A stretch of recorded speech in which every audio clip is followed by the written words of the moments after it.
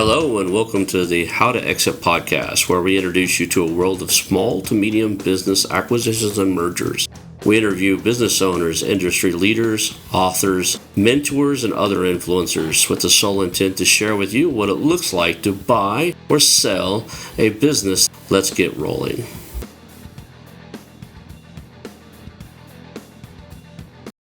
And now a moment for our sponsors. I want to highly recommend you get Acquisition Aficionado magazine. Every month, Acquisition Aficionado magazine brings you tactics for business buying and selling you won't find anywhere else. Learn firsthand from industry leaders who share their success stories, featuring in-depth interviews and stories from leading figures in the business acquisition industry. This multi-platform mobile magazine speaks to acquisition entrepreneurs wherever they are in the journey. And I want you to visit acquisitionaficionado.com today. Hello and welcome to the How to Exit podcast. Today I'm here with Reg Zeller, and he is the CEO and founder of CaneKast. Is that right? Yep. CaneKast. Yep. This is a revisit here. I'm getting to the stage in the podcast where I get to bring people back and go, how's it going? You've been on here once before. You'd acquired one, two, maybe three at that point, cast companies, or what do you I'm going to call them. I guess you'll explain what it is, but where you cast metal object, right? Factories, manufacturers. Sure. Now we're at a different stage. You've had another year at it, or maybe a year and a half since the last time you've been on here, and you're cooking it, man. To hear the new number, we're going to get to that in a second, but to hear the new number, people have to understand how busy you are, right? Because if they know the name of the game, you have to talk to dozens of people to get a good one. So we're kind of give people a recap of who you are, what the industry you're in is, because some of the people haven't heard the first show, and then we'll get into kind of what are you looking at right now. Yeah. So we own non-ferrous foundries. Non-ferrous, the easiest way to say that is aluminum, brass, bronze, zinc, pretty much what it is. Mainly aluminum though. What a foundry is we melt metal. Typically, if it's aluminum, you're talking 1400 degrees. You pour it into some sort of a form that would be a negative, more or less, of what, so just the opposite shape. It's a hollow shape. You pour it in there, you let it cool.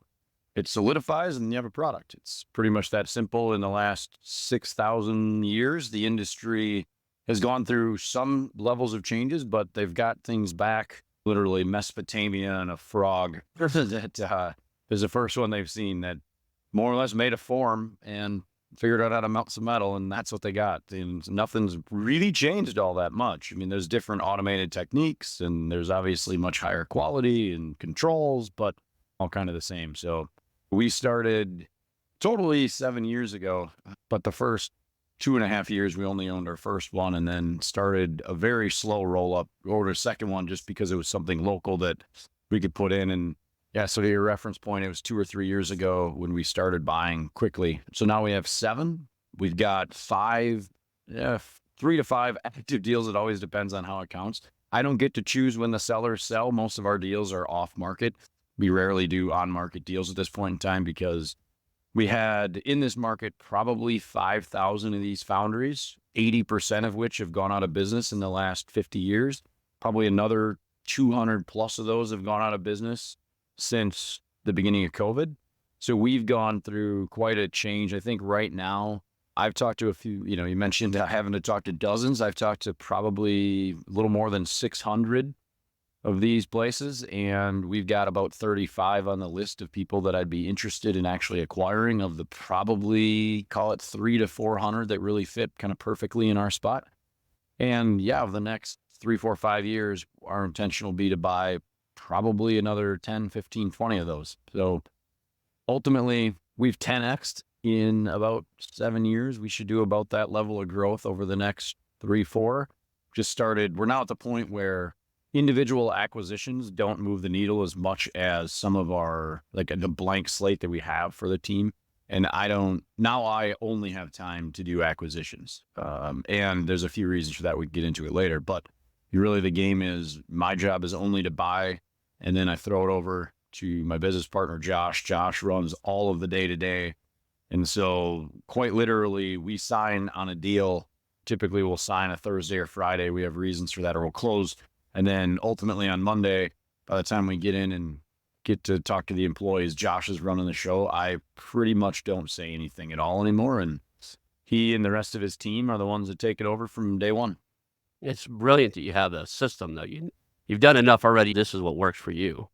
To say we have a system, like we literally know exactly how we're going to do it. We know we won't tell employees after a Tuesday. It'll either, and we know we'll start Monday. Typically, foundries start at 5 or 6 a.m. So we'll get them out there. They'll get to their first break, which typically is around 8:45 or 9.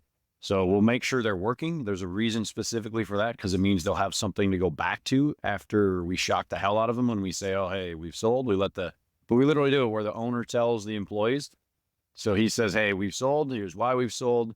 We've sold to these guys. Here's why we sold to these guys.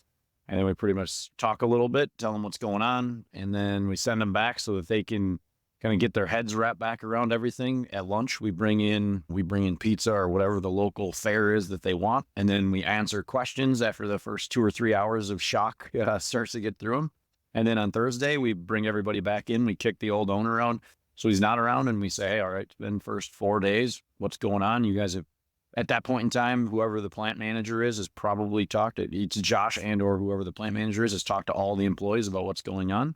And then we do another thing in about a month from then. So yeah, we've got same thing where we have transition. In an 8-week transition, we know exactly how we're going to get the seller out. Like we're getting to the point now where, because we failed, because I made so many mistakes in the first 7, that we're starting to actually get this dialed in on how we want to operate and run it. But everything has to be crossed like that. I was going to ask, was the lessons learned just by trying different things, or were they costly lessons? I just got the answer to that one already, right? You learn your lessons like, oh man, we're not doing that again. Yeah, I call it tuition. I paid a lot of tuition for me in the mistakes that I made.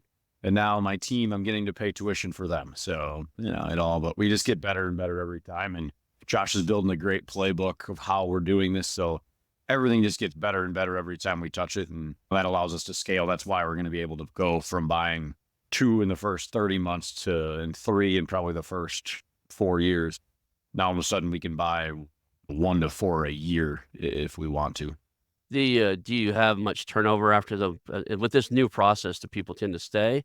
There's always going to be, before I say that, there's always going to be some set of people that were on the edge of leaving already. They already hated their job and they're just looking for a daggone excuse, or they already had this idea or the side projects that's starting to take off and they had loyalty to the previous owner, so they didn't leave quite yet. There's always going to be some of those. But as far as abnormal turnover, is it pretty leveled out now? You guys have this.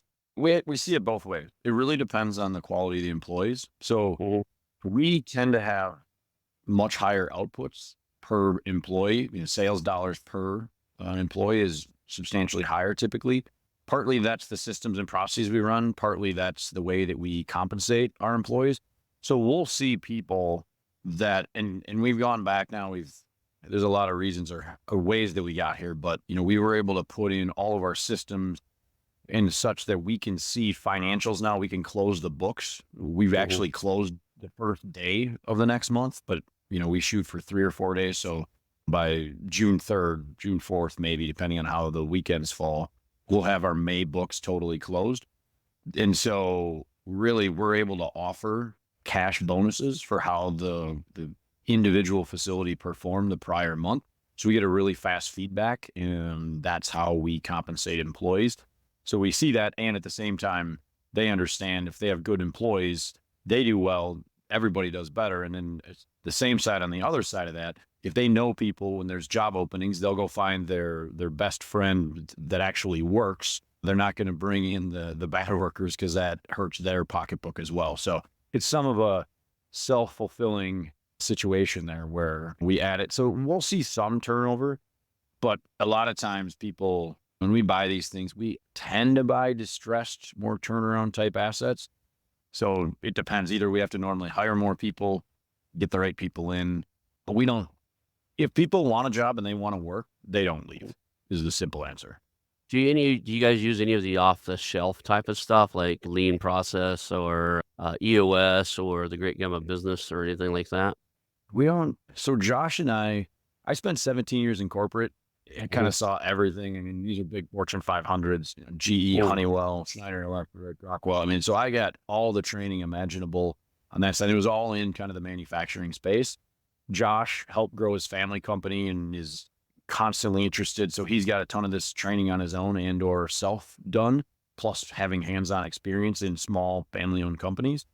So we've seen a lot, and when I say we, it's really Josh. Josh and I talk a lot, but Josh owns everything. I mean, just to be clear, I mentioned that I do acquisitions.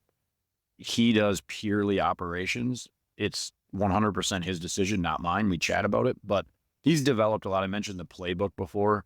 This is kind of the holy grail. So everything we do is baked into our playbook, and it's using parts of all of those, but we have nothing really that we use that's directly off the shelf, simply because anything off the shelf is just not customized well enough to what we do, and especially the speed that we operate and the processes that we have. So our operating system, per se, if you want to think about it, we call it kind of the CaneKast way, and that's got all those pieces built into there, but it's literally down to how we train new employees as they come on board, what our processes look like, what systems we use. So we use ERP like Acumatica. We use all brand new no-code tools. And I don't know anybody else in our industry that's using a lot of this stuff. And so we have a bunch of AI ML tools we're already starting to use and build in.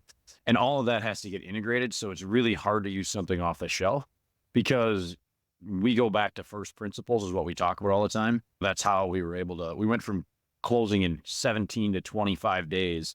We got rid of 3 or 4 people. And we are running currently our company without a controller or really anything. We just have bookkeepers and finance people, and the systems really automate and take care of themselves. Yeah, the one that came to my mind is because they buy turnarounds. They bought 60 of them themselves. The guys that wrote the book, The Great Game of Business, they have the bonus structure you're talking about.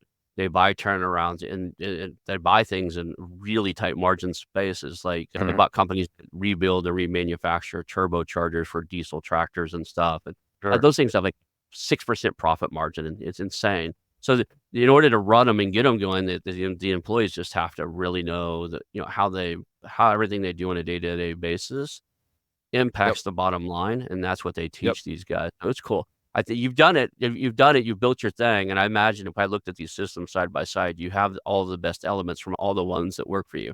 Through years of experience, you built this. Yeah. And so Josh and I both, we love reading. At this point in time, we're learning some new things, but the vast majority, especially for me, part of my job is that I need to be able to see kind of the forest from the trees, per se, but we have different ways of explaining it, but there'll be 10,000 different data points that I have in my head. And I'm like, okay, that's the direction we're going right there. And I've been asked this forever, essentially show my work. I'm like, I don't know how I do it. I just have the kind of concept. Josh is perfect in the other way. And he's like, I take this, then he figures it out, and he processes and figures out how to make that operational and documents it and solving those problems, it's a great partnership between the two of us, because all those things. So you mentioned this, I can't remember the exact company. Josh mentioned it to me. How we came up with this compensation was because we were reading one of these books, and someone put a tire company together from 50 years ago or 30 years ago. Josh is like, hey, I'm thinking about doing this. And it took us a little while to figure out exactly how to do it. And that same thing happens reading books on Andrew Carnegie, Rockefeller. It doesn't matter. We're grabbing things from all over the place. So I tend to think that history more repeats itself than we're building these brand new models. Whenever I don't understand something, when it's this new fancy, the paradigm has changed, everything is magic, I'm like, the tools have changed, but I don't really believe the basic fundamentals have changed. You just got to integrate the tools. The newest tools, that's fine. But these guys knew what they were doing back in the robber baron days. And, a lot of things you can learn from back then that we try and figure out now. I have a cousin who worked in a steel manufacturer. They poured steel, molten steel. And he told me he ran the giant crane that carried the big pot of steel, right? And he told me one day, I got my bonus this time. And I was like, bonus? I was like, yeah. He was like, yeah, it was 30 grand. He only made probably 80 a year, but he got 2 huge bonuses. I was like, you got a 30 grand bonus on an $80,000 salary? Yeah, I didn't kill anybody all quarter. And I'm like, is it really that dangerous? It's not just him. If none of the crane operators drop molten steel on anybody, then there's a giant bonus at the end of every quarter.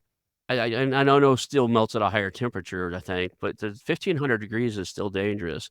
I imagine you're pouring smaller objects and stuff, but I can't imagine. The reason I'm even bringing up the whole story is when you said that you tell them on their first break, they start working, they go on their project, and then they go back. first thing that hit my mind was, do I really want these guys' gears turning on something else when they're messing with molten steel or molten aluminum? Yeah, that's the best part, right? I mean, that it gets them. That's what they know. These guys Mm, have done it forever a lot of times, and they have. It's always the problem with the bell curve, right? It's at the very beginning, you're scared to death of all this molten metal because it literally looks like lava. It's bubbling. And we tell them, like, do not get near that for sure. Like, that will do major, major damage, potentially mm. death. They're very scared at the beginning. And then after a while, they've seen some stuff, they become experts. It's that middle part where you have somebody that's got 6 months or 18 months or something of experience, and then they think they know more than they do. But typically, there's only a few jobs that are really dangerous, and that's you have a lot of safety gear Mhm. on for the most part. So that kind of takes care of itself. But no, it's actually, we found by sending them back, it works much better. They give a chance to kind of process and think through. It tends not to be emotional then. And honestly, once they kind of realize, like, hey, you're still doing the same job, nothing changes in that regard. It's fine. It's not, I don't think they get distracted by it. I actually think the Mm. work distracts them from the news. It would be just Okay. because they have to focus when they're doing that. We've never had a problem doing it. People are so resistant to change. If you think about it, there are entire sections of business bookstores, that are dedicated to change. There's whole libraries Yeah. practicing. Who Moved My Cheese comes to mind, right? Oh, of course. Yeah. People are just so resistant to change. Just the fact that you changed ownership, they start telling a story in their own head of what's going to happen. Yeah, this is exactly why we'll only do it on Monday or Tuesday. And because if not, they'll catastrophize. And even though we'll tell them numerous times, if it's going to change, it'll change for the better. There's not going to be a problem. You don't have to worry about all those things over and over and over again. Our benefits are better. We'll give you 401k. We'll do this. We buy businesses to operate and run, and we're in here because we're going to we need this site. Doesn't matter. You give them, Mhm. if you don't have multiple days in a row where they get to know you, see you, meet you, etc., they'll go home over the weekend, catastrophize, and by Monday they'll assume the place is closing down, their salary is getting cut, their benefits are going away, and everything. And it just doesn't matter how many times you talk about it. But that's why we always are only willing to do this on Monday or Tuesday. And then on the other side of that, with change, our big thing is we talk about this all the time. We try not to fight human nature. So let's be honest. People want to come to work, do, people we want, honest days living, however you want to say it, but make a good living. The more you do, the more you get paid. We don't want to make things that we always talk about sustainable profits from sustainable efforts. So we want them to not have to do any Herculean tasks, but it's kind of right in front of them then. So if we want them to do what we want, then we need to align their interests with ours, which tends to be pay and work. So we just make sure we take care of the pay and work such that it matches what they want. It is why there's no reason to try and fight an uphill battle. It's already hard enough in a foundry as it is. So make it just easier as you go. I could see in some industries like with software and other stuff, when you do a roll up and you've got 7 locations, when you have innovations or you come up with new ways to do things at one, then it can really make a difference on, sharing the knowledge and innovations across the platform. Is that true with the foundries? I mean, because you're doing something that's been done the same way pretty much for all of history, all of Yep. educated history. But Right. as you come up with innovations, you come up with a new thing. Hey, I'm sure there's different, like I used to weld and stuff, and so I know a tiny, Yep. tiny microscopic thing about metals. I'm sure there's probably some type of fluxes and stuff you guys use to put in the stuff to get the Yep. impurities out of the metals and stuff. When you figure out something works better, right? When you put this in the metal as opposed to that, you get a better, cleaner cast. You get to share that across all the Yep. platforms. Or if one manufacturer for one of your supplies is starting to look like, "Oh, wait a second, I'm getting a lot of impurities in this, and it's coming from this manufacturer," you have other locations and other stuff to lean on. Is that working Yep. in your favor already at 100. 7? Oh yeah. 100%. So the easiest way to think about it, there's two parts of this. Mhm, One, the way we run our shops, we give our plant managers, we think of them and we compensate them almost as if they are small business owners, except mhm, they don't have the risk, obviously, of a personal guarantee or a loan. But the more they build the process, the more they build their plant, the more money they make. And that's an annuity that continues to pay just straight based on $1. mhm, It's not that they get a salary in my corporate days where every year you got a salary and each year you got the same amount of bonus in total, but you had to outperform the prior year and again and again and again and again, right? It's just not, we don't necessarily believe that's the right way to do it, because once you build it, you should continue greatness. This is the way we think about it. But Mm. the other side of that then is we have those independent business owners, we put them in plant managers, let's call it. They have their own threads. They talk to each other. So back and forth, hey, we tried this, we tried that. We have weekly meetings where they all talk about what's going on. We have a monthly meeting, which is the only meeting I actually have. So I have 12 meetings a year on my calendar. That's it. It's literally, those are 2-hour meetings. So I've got 24 hours of meetings a year. And then the other side of that is, while we do that, we've got a corporate structure with folks. So there's a chief technology officer that is going, and he really helps out with the equipment, newest tech, what are the new processes, systems, whatever we might need to use as well. And then we have kind of a project manager. It's not the perfect term, but it's like a process improvement. And he's able to go in, he finds something that works in one facility. He jumps in there, he'll be on site, he'll work with a plant manager, get something going, figure out a better way to melt metal. I'm just making that up. He'll then take that and he'll bounce, they'll talk about it, but then he'll ensure that he installs that at all the rest of our facilities. So they work independently inside of the 4 walls of their plant, but we put the resources over top of them. So we've got shared resources that they can all use, so that their only 3 jobs that they care about is they keep their employees healthy and safe, they build a quality product, and they deliver that product on time. That's all they have to worry about.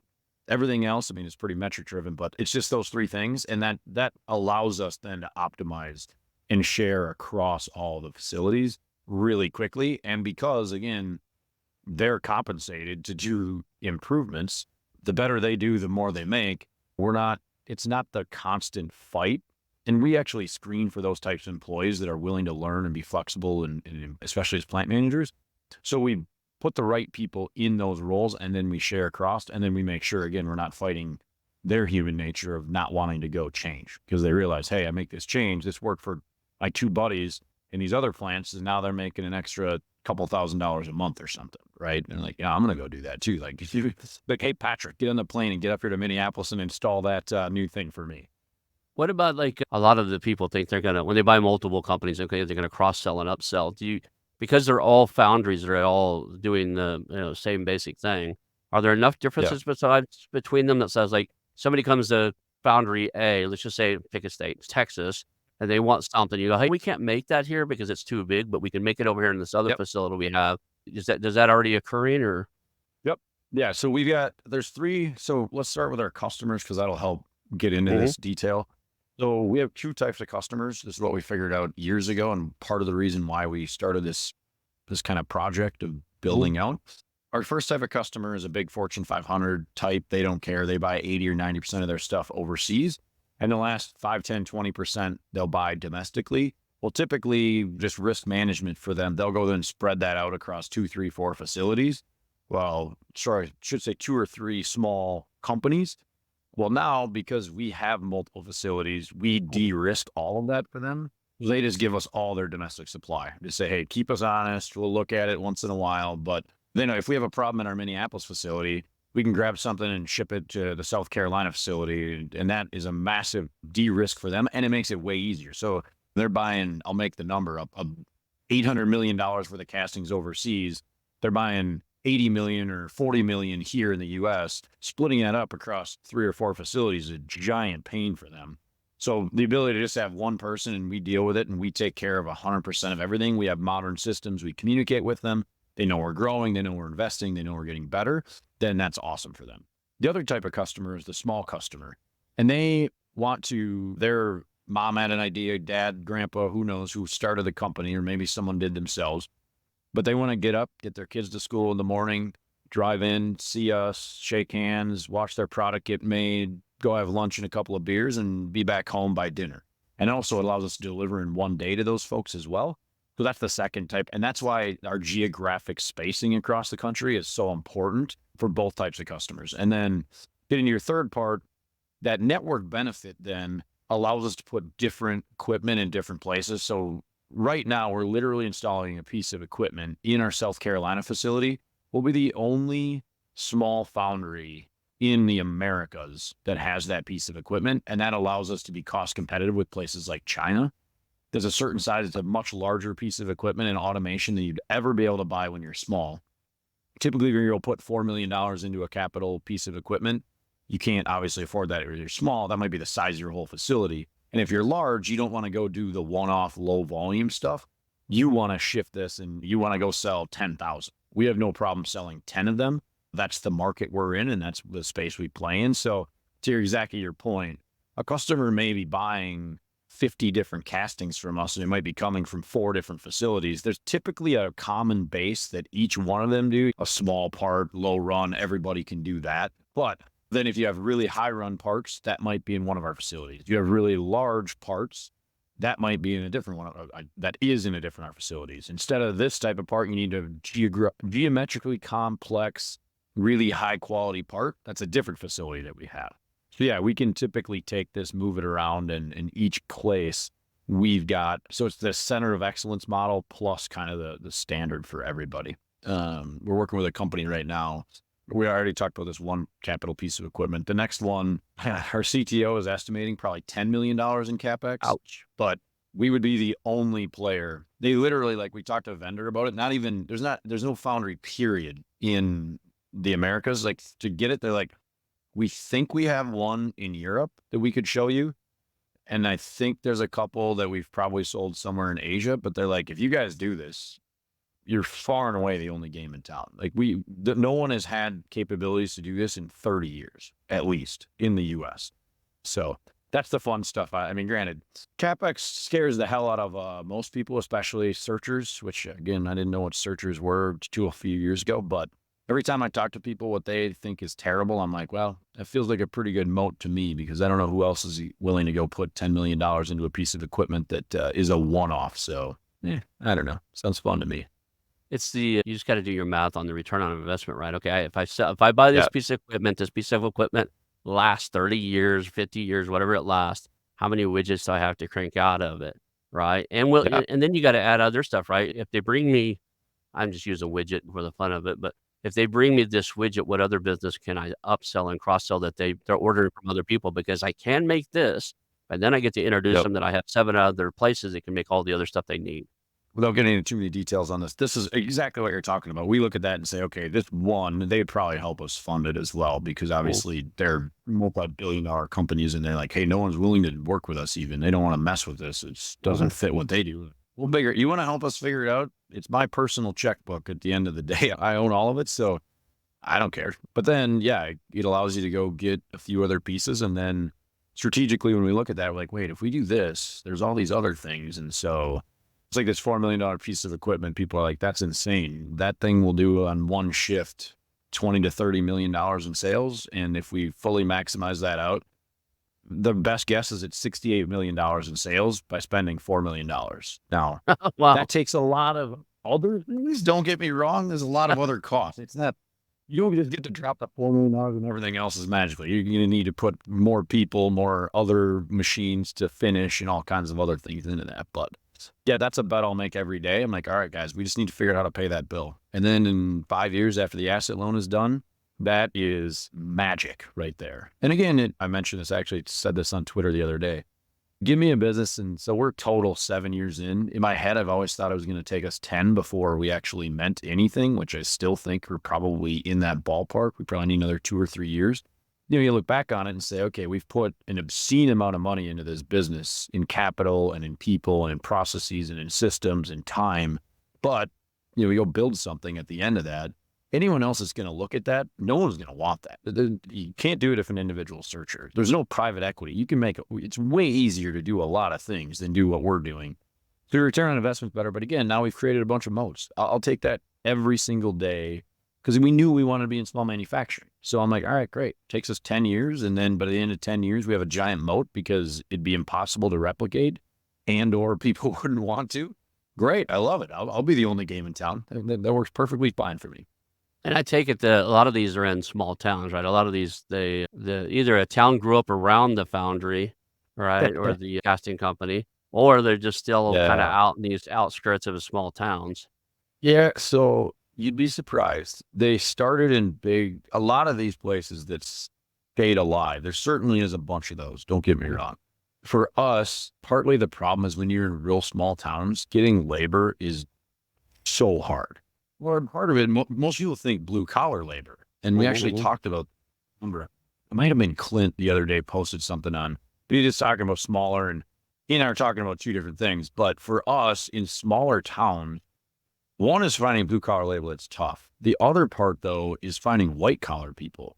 Because as we're getting more and more automated and we're trying to figure this out, you're a really specialized person. The way that we've gotten around that so far and continue to was that we figure out how to run our company 100% remote. So any of our specialized resources, so my team, I'm in Minneapolis, Josh is in Austin, the CTO is in Nashville.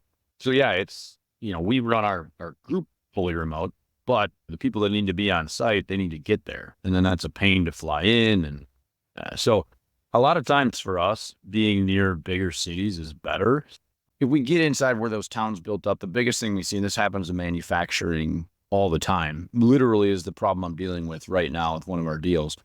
The real estate is worth more than the entire company. And so that is another way that we help. So normally when we see that, we actually have to buy the assets in the business, let's say, move it to one of our other facilities, and then they go and sell their business. I mean, we've seen it, especially had one where a developer came in and offered him $10 million for the real estate alone. I mean, the business wasn't worth $2 million probably. So somebody reached out and they're like, hey, what can you do about this? And I was like, unfortunately, I don't have a place to land your business right now. We're full everywhere. So that's why we built out, and that's why we're doing some of these other things, where that's why it took us to requiring us to invest in some of these. So it tends to be, we can't be in really small towns. We can't be in the center of really big towns. You have to be kind of in between, outskirts typically. And then that's a place where we really tend to do well. And also we tend to have typically a better government to work with, less NIMBYism, et cetera, et cetera. If we get the center of towns with big manufacturing facilities, unless you're in the center of an industrial park, it gets ugly quickly. The neighbors and the local government. Yeah, I get that. I bet when you do see one that's has room to expand and they're sitting on, some of these things are probably sitting on decent sized facilities. They're at 50, 60% utilization or something like that, and you have space. Does that perk you up a little bit more because, wait a second, now I've got one more place to put other stuff into, or that not come along very often? No, yeah. So partly by answering this question, I'm going to give away a little bit, but that's all right. So typically what we see is that when we walk into a place, we know that we're going to get far more what I call sales density out of it. But yeah, if I find anything, and this is again the exact same deal that I was just talking about, the real estate is great. The business is an absolute mess, but I'm able to take and consolidate and grow. So we're going to have to get really, really, really creative with the seller to figure out how to make it work. But the only reason that I'm able to do that is that I can move work in and expand, and potentially, that place I was just talking about, that $10 million CapEx, I might be able, and that's why I literally was there this week, mentioned before I had to delay our podcast because our CTO came in there, and we might be able to land it inside of that facility. So yeah, that's absolutely great for us. It really, I still think about it though. The business we're buying has to support itself. We've tried this before, or we've bought something thinking, oh, we're going to move more stuff in. And the only way, I kind of talked myself into that deal, for lack of a better term. And then upon further review, now that I think about it more, I talk with owners and like, I get it, but I can't do this deal. This thing, if something happens, if I can't move it in, if whatever, I'm not sure what could possibly happen, but this thing needs to stand on its own. And if it doesn't stand on its own, then we're not going to do it. It doesn't mean, because again, that's the value we bring, because we have more things we do. I'm not paying a seller for what we've built up in expertise and scale and everything else. So it's great when we do it, as long as it can still do it on its own. But then, then it's just upside and kind of the cherry on top. You're working with a lot of off-market properties and stuff. People are coming to you. I'm still occasionally talking to brokers. I was telling you before we hit the record button, I seen something. I was kind of jokingly showed it to my friend and said, look what you could buy with that money you're about to put down on a house. And next thing I know, I'm in an NDA and trying to get the SIM from the broker because it's one of the better deals I've seen listed anywhere. But it's one of those problems. Like it has that problem when you're talking where they're just pretty much selling it for the real estate value. And because they're doing that, they hired a real estate broker to sell the real estate and the business. And because they're doing that, the SIM that came across is all about the real estate. Now I don't know without like having another call and a few more, pokes at the broker as, can the thing even afford the real estate it's sitting on right now? Because even whether I buy the business and the real estate, or I buy the business and sell the real estate, or whatever I do, it either has to be able to pay a mortgage for the real estate, or pay a mortgage, or pay a lease for the real estate. So it has to that the real estate value has to come into play for the value of the company. And it happens a lot here in California. It happens a lot in a lot of big cities right now where the real estate has outpaced the business. I just walked away from it's been about a year, almost a year now. But I looked at what I thought was a really cool little business, doing $2-3 million a year. They made one of the brands of trailers. So when I say trailer, I'm talking about like they had dump bed trailers, they had cattle trailers and stuff. They had the license and the manufacturing to make one of the brands, and they sold their lot, sold a bunch of the others too. So they had a big lot where you could go pull up and buy a cattle trailer or something. And the land underneath it is so valuable that when I was talking to him, I said, well, he's like, my buddy's been leasing me the land for a long time. You'll have to talk to him. He wanted so much for that lease. There's just no way that business will ever survive. And when I told the landlord this, he said, I get that, but I don't care. He goes, I've been nice to my buddy forever. He's retiring out. I'm ready for him to retire. And the condos next door, the guys that built that, offered me $12 million for the space. And I can't turn that away. That's my retirement. So you're going to have to move it, and that's, obviously we don't have that location problem as much. I mean, there's a little bit of that, but not a ton. But I tell you, you just mentioned a few things. For anybody that's not bought businesses before, if you get something in the SIM or anything confidential information memo, assume people know that, but when you see that and they say you're going to need to go through this process and pay escrow at LOI, just, that you're dealing with a real estate broker and not a business broker, and buckle up because it's going to be a nightmare. It is, boy, have I had some interesting times with those brokers. But anyway, there's a few really pet peeves of mine.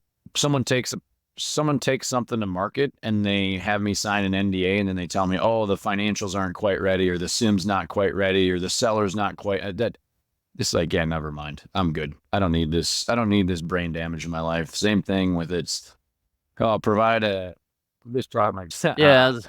This one was, I thought it wasn't a broker at first because when it was listed, it didn't have any broker's name.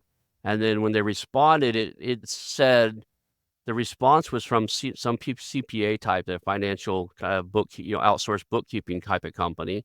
And then when he sent me the NDA, it said business broker underneath the same logo as that outsourced CPA firm. So I guess a couple of the people in the firm have broker's licenses, right? And then when I read the NDA, it's like, it's missing. It was a simple, like, half-page NDA. Like, you won't tell anybody about the stuff we're about to share with you. And I thought, there's a lot of the normal clauses, non-circumvent clauses, and all the other stuff that's in most of everybody else's NDA. And I was like, okay, this thing's it's simple page. I signed that. You signed that driving down the road while my wife was talking to me, right? Usually I read them thoroughly because some of these brokers get creative with what they put in theirs, right? My wife is driving. I'm looking at this thing on an iPad, and I just digitally signed it, with my finger and sent it back to him. When I get the SIM, half the language that should have been in the NDA come in on the SIM. Like, we can't circumvent this and all this other stuff. And I was like, there's nothing to sign on this. Why did you put that crap in here? The numbers look great. The real estate looks great. I'm still going to continue moving forward despite the broker's best efforts. And I bet you have to do that. I mean, I bet that happens sometimes with owners too. You're going to move forward despite the owner's best efforts because you see the diamond in the rough that they just don't see anymore. Yeah, that is our world, to be honest. I mean, it seems like you get one or the other. You either get somebody who thinks their business is worth far more than it is, or someone who's just sick and tired of it and wants out. I rarely see kind of the in-between anymore. But a great broker is worth their weight in gold, but the number of them are very, very small. We've done enough of these deals that, like, we just signed a deal and the broker's like, you can only communicate through us and you can't go directly to the seller. And I just cross it out initialize it. And they're like, well, we can't send you the details if you do this. I'm like, all right, well then don't send me the details. I got plenty of other deals to do. I don't care. This is a relationship. You guys are not going to be in between me and my seller. It's just not going to happen. And that's part of what we do. And we can walk everybody through it. We talk to them like, hey, listen, the first time you see the purchase agreement or whatever, you're going to get kind of pissed because there's going to be legalese in there you're not going to like. It's not meant to be that way. Pick up the phone. We'll talk through it. We can change it. It's not, whatever. But there's all the things. We know where those pitfalls always are. And it's great if they have someone else to talk through on some of this stuff. But creating that firewall for us has never, it's always worked out worse than better. And maybe we'll run into some perfect broker someday that'll help us and do that, which I know this happens. It's just, I've never run into it. I would rather be the one. I'm like, hey, listen, I'm a big boy. You've owned this business for 40 years. I've owned 7 of these things. We can work through this. We know, foundries are hot. They break a lot of stuff. There's, I get it. Like, we can work through all this stuff. It's not a problem. Like, I know about problem employees. I know about problem customers. I know about the government. Like, I got it all.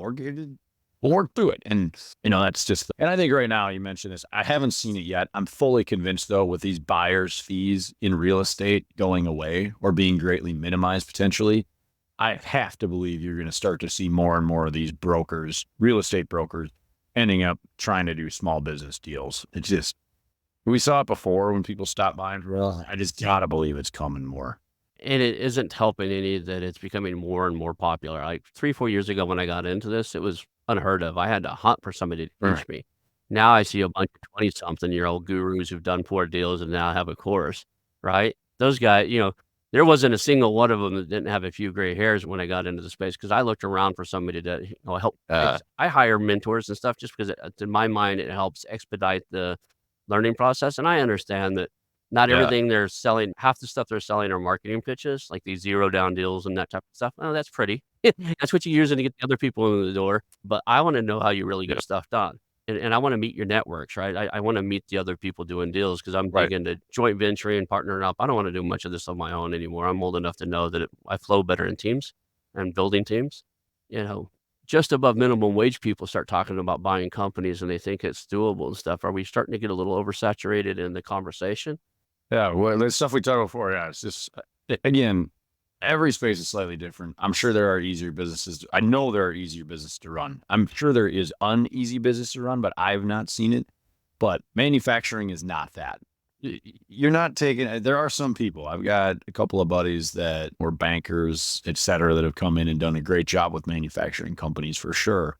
But that is much more the exception than the rule. And especially, we mentioned it before, this whole ZERP environment and the bull market, et cetera, coming to an end, it's a different animal now. The real operators, you're going to see them coming out. And I know there's a lot of distressed assets coming and people, they bought 1, 2, 3, 4, 5, whatever. All of a sudden, their adjustable rate SBA deals are down 20% in sales.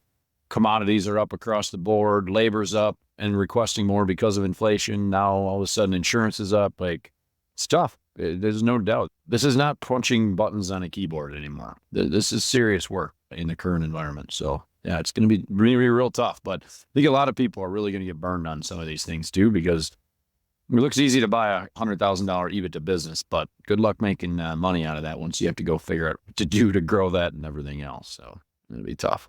Somebody said, why are you so focused on what a profit margin is in an industry before you even look at it? I was like, because I don't subscribe to the ego that I can buy a company from somebody who's been running it for 20, 30, 40 years and do a better job than them.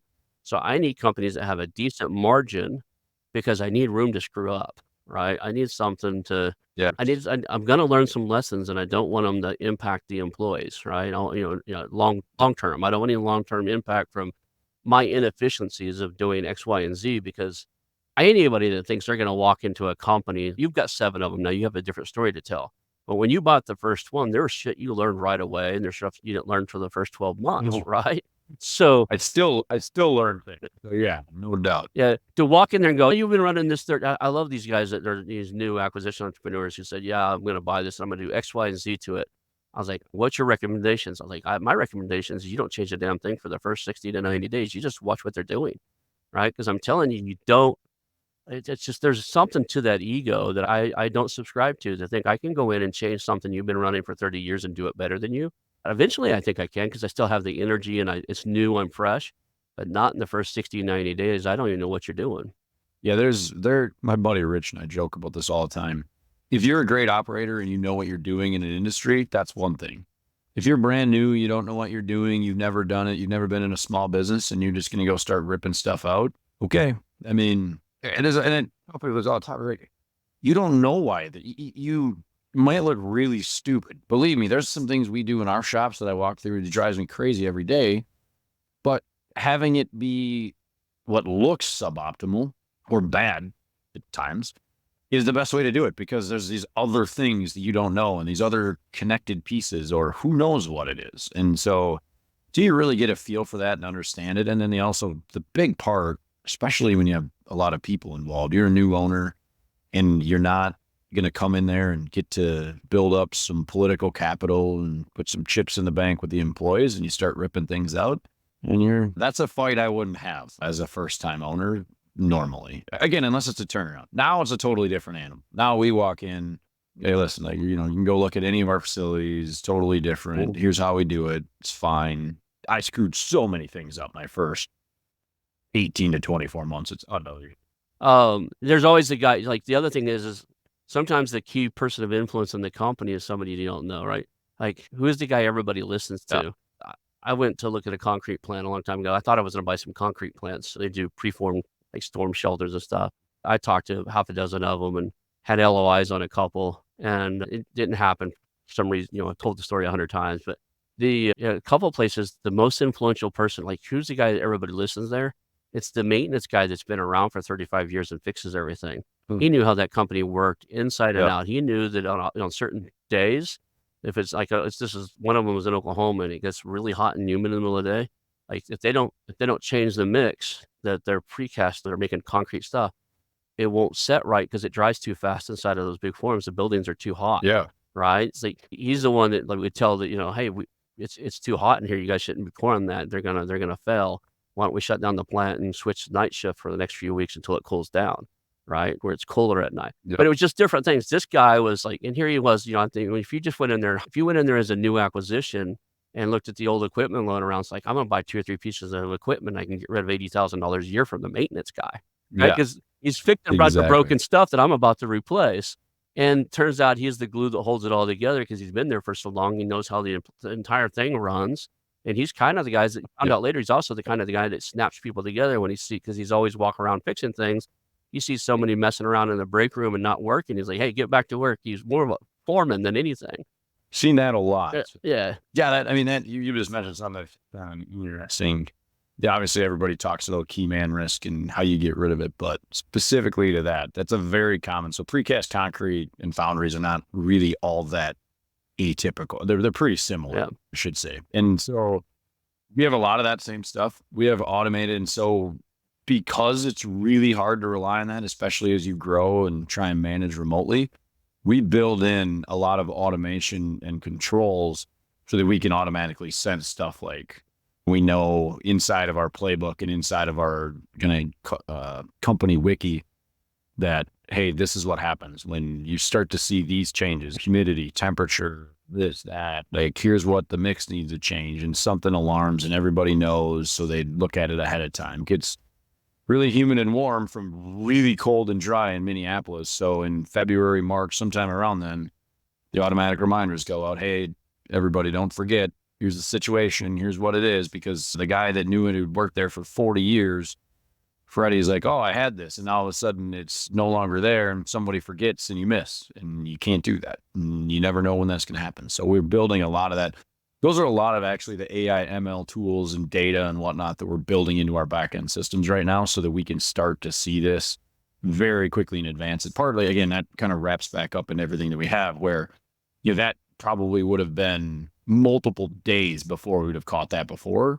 Now we should be letting us know ahead of time, which I think is what is really important for all small business owners. And we build the feedback loop such that that's going to fail within a few hours or maybe a day. It's not going to run a week of production or something. That's what we really, really try and get proactive and really build those back end systems such that you can add a lot of value where it doesn't just have to be the maintenance guy who's running around and he knows it because he's been there for 40 years.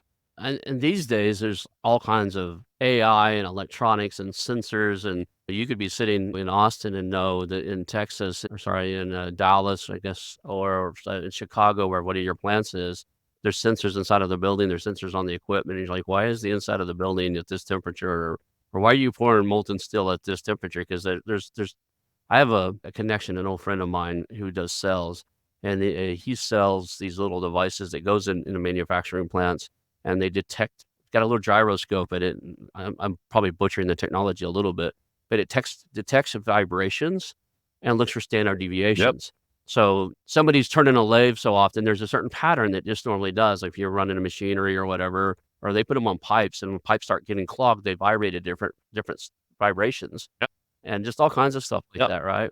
And they run the tool and right. They have software that it all feeds in an AI, and they alert the owners like, hey, you got a problem at station so and so. But they sell all this. There's so much technology now that you can. I'm a previous imagery guy, so I'm just thinking like if I had a plant that required certain things at certain temperatures, you could almost do something with like a camera system inside of that had FLIR, forward-looking infrared. Then you can just detect hot spots in the facility, the temperature of different things. You could automate a lot of this stuff. And we are. I mean, that's the game right there. I mean, all that stuff you have to be. I mean, partly it's getting the knowledge of workers. It's really hard to find. And so everything that we can do that doesn't rely on manual intervention, we try and do, assuming that it has a payback. And that's part of the other problem of they build these systems in, I don't know what your buddy sells, but yeah, temperature, vibration, and sound are typically how you really start to know when machines or anything tend to be going bad, this, that, imaging, whether it be thermal or vision, all these different aspects, all those need to be used. And people think about automation, which is great. I mean, we have to have automated machines, we have to have robots, we have to have mold handling, all these things, but there's also this other piece of that. But that's part of why we're building and rolling up. We do it one place, now we can roll it out numerous places, and as we get better and better, and that's technology that no one else has. But then on the other side of that, it's almost required over time for small business owners, especially in the manufacturing space. They're going to have to do this. And it's not, and depending on how you want to look at it, you've been in the industry for 40 years, you've done it one way. It's really, really hard to switch gears in your head and say, okay, I need to double my output per person. And I also need to go install all of this stuff. And that's going to be, I don't know, hundreds of thousands, millions, tens of millions. You don't have the people, you don't have the money, you don't have the knowledge. It's a really, really, I mean, but that as people get into it, that's what they really have to start to do. They got to be intellectually curious and or hire the right people to go run a lot of that stuff. Awesome. So the last time we were on here, I asked the question, what's the craziest thing you ever made? And you told me about these life-size unicorns that were down in New York that basically got on this spring that people could bounce on. Is that still the craziest thing you guys built out of 7 plants, or is there anything cool what's the coolest thing you've had to make? So the unicorns are interesting, and it's funny. My buddy Chase, I'm not sure if you had Chase Murdoch on or not, but he's running the thing out of Salt Lake City. He's got a bunch of local businesses, but he actually just put that in his newsletter. He was talking about, and he put a picture of the unicorns in Rockefeller Center that were there. So that was interesting. It got revisited 3 years later or whatever. But no, we're making some really interesting. There's some things that we're starting to make. I can't say a lot about it, but let's just say it's going to be infrastructure related, that it allows us to bring stuff back. So it would be a device that hasn't been made here in many, many years. It's going to require a lot of technology and equipment that has probably never been in the US ever before, but it's going to be stuff that enables the transmission of high voltage. So you kind of think of the space around electric vehicles, renewables, us just redoing the grid and making it redundant such that it's much more reliable. And these things are going to be going everywhere. And so it's still pretty interesting to me because you get to see the little stuff now. I see my deer stands, I see the golf ball washers, I see a bunch of different things out in the wild, but these are going to be the things when I see one, they're going to be enabling the next generation of infrastructure in our country, which we're going to have that's one's going to be fun. So the next time when we have this conversation, hopefully we'll be able to talk about what we're doing because we'll take the industry by storm once we get that stuff. So it'll be fun. What's your threats? What are the threats in this industry? I mean, I see now they're doing 3D printing into metals and stuff like that.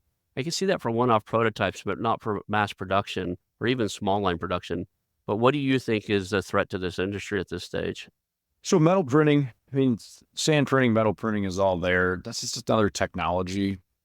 Okay, maybe some customers are going to want to go invest in that asset and build it, but typically, if you don't want the asset of a foundry, why would you want the asset of a 3D metal printer? So I don't, it's just, to me, that's technology you need to integrate. Obviously, the biggest threat to all of this is, and it's not even a threat because I think we've moved so much work overseas that I think the pendulum has to swing back. To me, the biggest question, the threat is more existential in that, will our government actually believe that we're really going to need to build things? And that it's not just the federal government and grants. I think during COVID, people realized very quickly, like, oh shit, we can't even produce simple products. And then we're looking at, I'm sure you've heard the problems with resupplying munitions and how far depleted we are, or our ability to build ships, airplanes, obviously, doors falling off of these things. Like we've really lost that capability. So part of that is obviously publicly owned companies. Part of that is just the government and enabling some of that. Whereas, I think other governments have believed that, hey, we want this. And so even when we made some of these rules at the federal level or some of the things, and I mean, they just make everything really hard for small business. And it doesn't, again, you can roll away all that down, all the way down to the local level. In Minneapolis, where I live, they banned all new heavy industry. You get grandfathered in, but you can no longer build it. The mayor belongs to a place that I do. And I literally I'm like, are you guys out of your minds? Like, what are you talking about right now? And they're, it's NIMBYism is at its finest. They're like, oh, well, we need good paying jobs and we need to do these things. And then they ban the best paying jobs for the low to minimum education people, or the people that can walk in with no education, or people that have made mistakes in their life. I always joke about, if we didn't hire ex-cons, I wouldn't have employees, or I wouldn't have businesses part of the time. But, those are hard workers, and we take away those things. I think the government we just don't really understand what it is to be a manufacturing country anymore, or a manufacturing city. It doesn't matter where it is. I mean, not everybody can code. Not everybody can be a barista. Not everybody can do financial services. I fundamentally believe we still have to build things in our country. And I think we're seeing a lot of that. Josh and I are trying to push that a lot with what we're doing and finding other people that are interested, kind of reindustrializing our company and country, should say. And we're starting to build a lot of other tools around that to help enable other folks to do that. And some of the ways that we've pushed through the NIMBYism and some of the governments are just part of some of the things that we're starting to push as well, to help other people as they get into other industries. And there's a lot of things we'll be doing in the future around that as well. But to me, that's the biggest aspect. We just really have to decide that we're wanting and willing to do this. I believe I probably live in the most regulated state, so I'm gonna ask you a question just to see your reaction. Do you own anything in California, or would you buy a manufacturing company in California? Shocking turn of events, absolutely not. No, but like the West Coast is really hard. And I know a lot of foundries have gone out of business. There's certainly things that are there, especially in the aerospace. And I mean, I think the most famous one, without getting into it, is Rep Gonzalez. I think that was her name, who pretty much told Elon to pound sand, and he said, all right, accepted. I'll go to Texas. Yeah. And I know a lot of people that have been chased out because, they're EPA, and we don't hardly emit anything. We're a very low emitting. It's whatever the lowest EPA thing is in every one of our facilities. But, in California, there's even stricter regulations, and Washington and Oregon are the same. So that's really hard for us.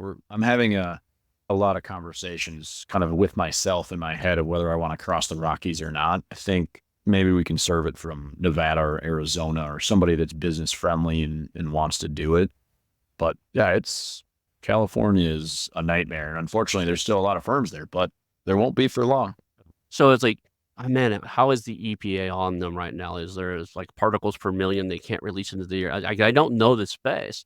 So there's some leeriness, like, am I really going to look at this in California? Like if it was Texas, I'd be all on board. But what does California add to the mix of my due diligence is kind of the question I have in my head right now. Yeah.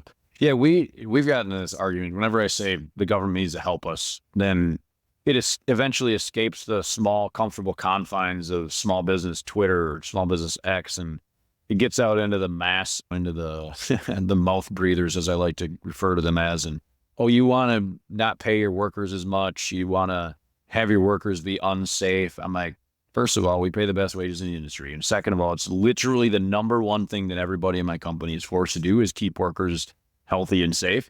That's not what I'm asking. I'm just asking to get the hell out of our way. So, don't create problems you don't need. It's already hard enough.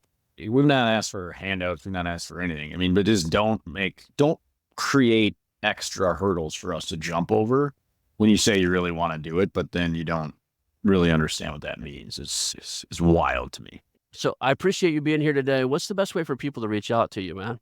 Twitter or X, whatever we're calling it, at Reg Zeller, RegZeller. Nice and easy. Pretty transparent on there. Yeah.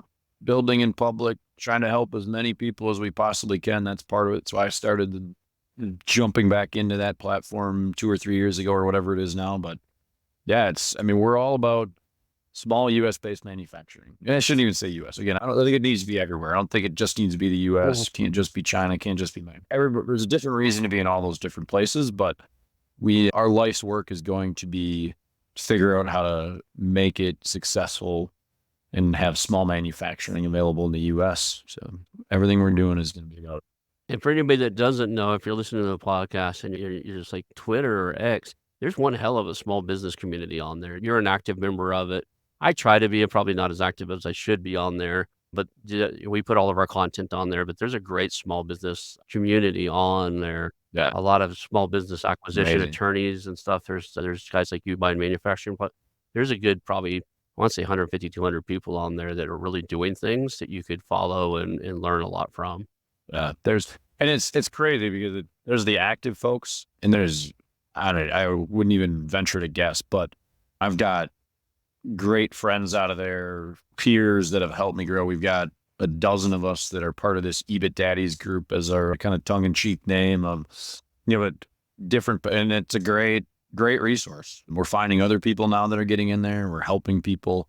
And then the thing that people don't realize is there's a lot of lurkers on that platform. So we could probably off that platform, I should say probably, I know off that platform, if we wanted to go raise 9 figures, we could easily do it. Mm-hmm.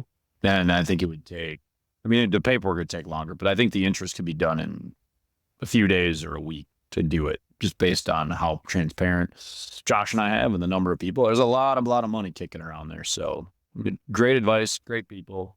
I've seen a lot of people raise 5, 10. I think 10 is the biggest right on that platform.